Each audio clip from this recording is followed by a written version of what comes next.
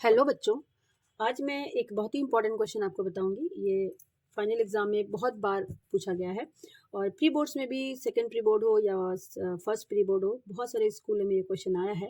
कभी कभी होता है इसकी जगह पे थोड़ा बहुत चेंजेस हो जाते हैं, पर क्वेश्चन बिल्कुल ऐसे ही और इसी तरह से बनेगा। ठीक है, जैसे मैं आपको बताऊंगी। क्वेश्चन है, ये देखिए, ये 5 मार्क्स का क्वेश्चन होता है। ठीक है।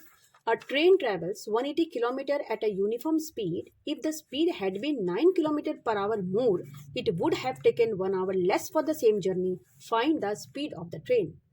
बच्चों, ये स्पीड वाले क्वेश्चन एक ना एक तो आपके आएंगे ही, चाहे वो और में आए, ठीक है, लेकिन ये आएंगे जरूर। तो प्लीज आप स्पीड वाले क्वेश्चन जो एनसीईआरटी में गिवन है वो भी आप प्रैक्टिस करके जाएं, और अगर किसी क्वेश्चन पेपर में किसी तरह का आया है तो उसको भी आप क्वेश्चन प्रैक्टिस करके जाएं। मैं कोशिश करूंगी ज्यादा से ज्यादा क्वेश्चन आपको प्रैक्टिस करवाने की। ठीक है, चलिए इसको बनाते हैं। क्वेश्चन मैंने यहाँ पे लिखा है, कह रहा है train travels 180 kilometre at a uniform speed. पहले हम ना क्वेश्चन को समझते हैं। जब हम क्वेश्चन समझ जाएंगे तो हमारे लिए बनाना बहुत ही ज्यादा आसान हो जाएगा। ठीक है, कह रहा है कि एक ट्रेन को 180 किलोमीटर का डिस्टेंस तय करना है। देखिए, थोड़ा समझिए क्वेश्चन को, आप समझ लोगे ना तो कोई भी क्वेश्चन बना लोगे।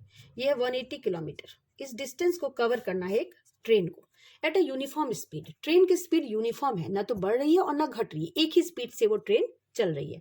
तो हम मान लेते हैं कि उसकी यूनिफॉर्म स्पीड है x किलोमीटर पर आवर। अगर train x kilometre per our की स्पीड से चलती है तो 180 किलोमीटर डिस्टेंस को कवर करने के लिए उसे कुछ ना कुछ टाइम लगेगा। टाइम यहाँ गिवन नहीं है, तो हम मान लेते हैं इस डिस्टेंस को कवर करने के लिए उसे t1 टाइम लगता है। कितना टाइम लगता है? t1। अब इसका सेकंड पार्ट कहता है कि अगर हम स्पीड को बढ़ा के 9 किलोमीटर पर आवर बढ़ा दे स्पीड को, यानी पहले हमारी स्पीड क्या थी? x किलोमीटर थी, अब हमने स्पीड को बढ़ा के x + 9 किलोमीटर पर आवर कर दिया। पहले जितनी थी उसमें से 9 किलोमीटर पर आवर और बढ़ा दिया हमने। तो अब इसी डिस्टेंस को कवर करने के लिए, इसी 180 किलोमीटर के डिस्टेंस को कवर करने के लिए हमें जो भी टाइम लगेगा, मान लेते हैं कि हमें t2 टाइम लग रहा है इसको कवर करने के लिए, तो ये जो t2 है ना, क्योंकि स्पीड बढ़ गई तो अब टाइम कम हो जाएगा, यानी t1 में से 1 घंटा और कम। जितना t1 को टाइम लग रहा था, t2 को उससे 1 घंटा कम टाइम लगता है। यही हमारा गिवन कंडीशन है। बस इसी कंडीशन पे हम पूरा क्वेश्चन बनाएंगे। ठीक है, तो चलिए सॉल्व करते हैं। Find the speed of the train पूछ रहा है, तो हम मान लेंगे late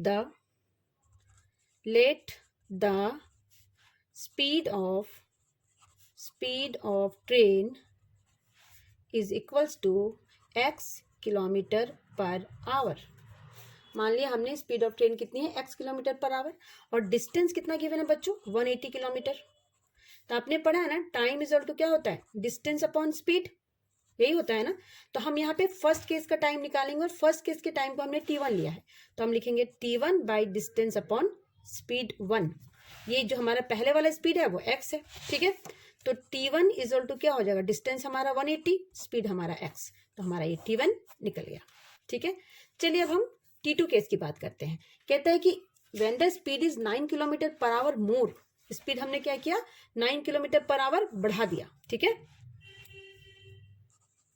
when the speed is 9 kilometre per hour more, तो टाइम सेकेंड केस में जो हमारा टाइम लगेगा वो क्या लगेगा? 180 बाई x + 9, क्योंकि हमें डिस्टेंस तो वही कवर करना है पर हमारी स्पीड अब बढ़ी हुई है।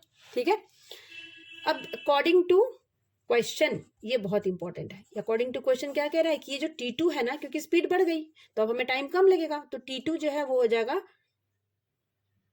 t1 - 1। ठीक है, this is the important thing. ये सबसे इम्पॉर्टेंट पार्ट होता है जो ऐसे क्वेश्चन में हमें बनाने होते हैं।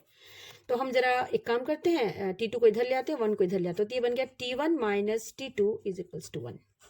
बस हमें अब करना कुछ नहीं है, t1 और t2 की वैल्यू यहाँ पे डाल देनी है। ठीक है, चलिए डालते हैं।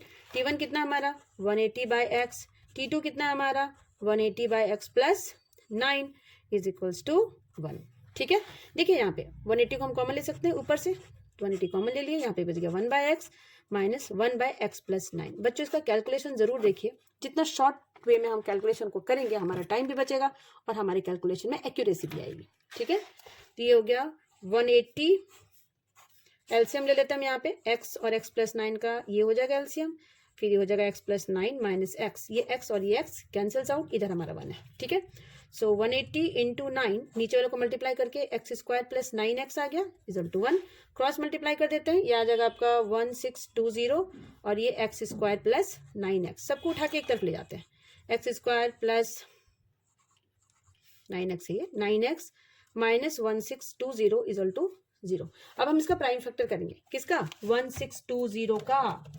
तो चलिए यहाँ पे थोड़ी सी हमारे पास जगह बची है, यहीं पे हम कर देते हैं 1620, 2 से करते हैं, 2 8 जा 16, तो 1 जा 2 0, फिर 2 से कर देते हैं, 2 4 जा 8 0 5, फिर इसको हम 3 से कर देते हैं, 3 1 जा 3 1 0, 3 3 जा 9 5, है ना, फिर 3 से कर देते हैं, 3 4 जा 12 5, फिर 3 से कर देते हैं, 3 15 जा, फिर 3 से कर देते हैं, 3 5 जा, फिर 5 से कर देते हैं, 5 1 जा।